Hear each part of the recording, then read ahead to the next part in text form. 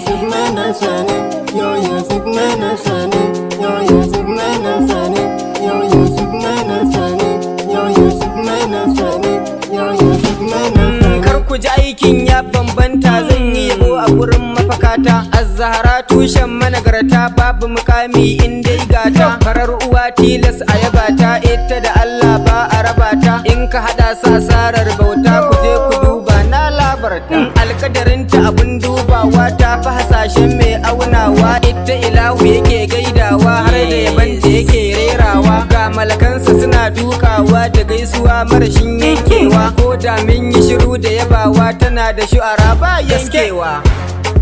Ya Fatima, ya Zahara, ya Fatima, ya Zahara, ya Fatima, ya Zahara, ya Fatima, ya Zahara.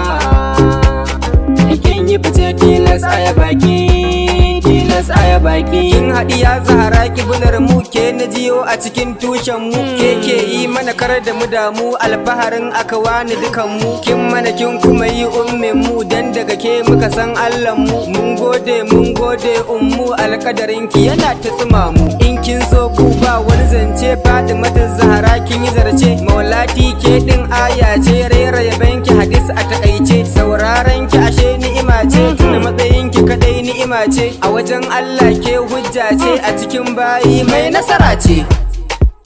Kin yi fice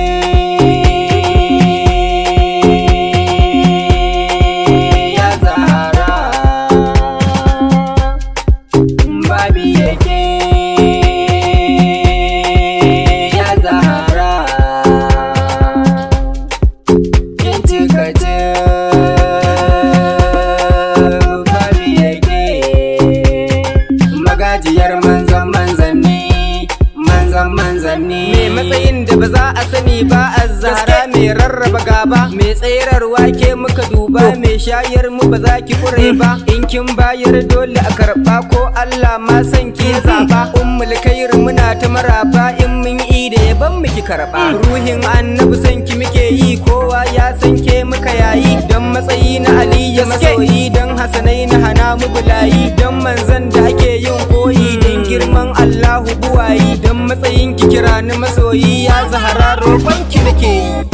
Yo Yusuf Mana Sani, yo Yusuf Mana Sani, yo Yusuf Mana Sani, yo Yusuf Mana Sani, yo Yusuf Mana Sani, yo Yusuf Mana Sani. Khalid Magic.